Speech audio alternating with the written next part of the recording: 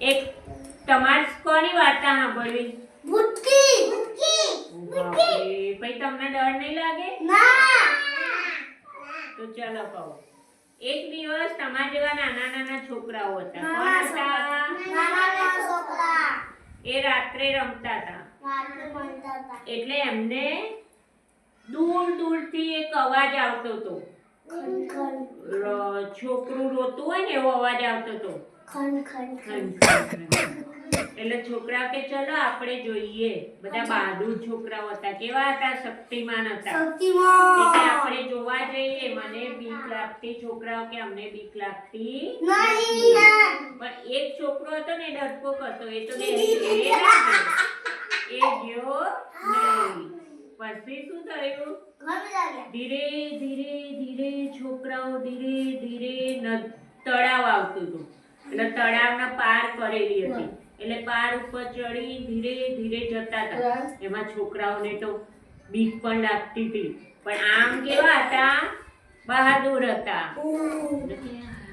આ રડવાનો અવાજ કોનો આવે છે? નક્કી ભૂત હશે. નક્કી ભૂત હશે. તો એ તો પછી છોકરાઓ તો ધીરે ધીરે ધીરે જોડે ગયા. જ્યાં રડવાનો અવાજ આવતો હતો ને ત્યાં જોડે ગયા. તો જોડે જઈને જોયે તો શું હતું? એક ઝૂંપડી હતી. અને એ ઝૂંપડીમાં એક છોકરું ભૂખ્યું થયું હતું. એટલે રોતું હતું.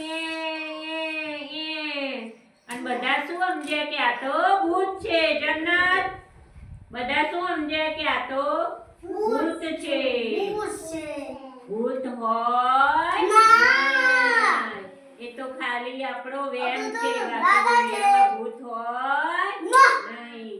એ લોકો શું સમજ્યા? ભૂત સમજ્યા હતા. પણ શું હતું? નાનું છોકરું ભૂખ્યું થયું હતું તો રડતું હતું. નાનું છોકરું. હા બેટા વાંધો. હા શું થાય? ભૂત આવત નહીં ને. ભૂત હોય જ નહીં તો ક્યાંથી આવે? આપણા ઘરમાં અલ્લાહ મિયા હોય ને તો ભૂત ક્યાંથી આવે?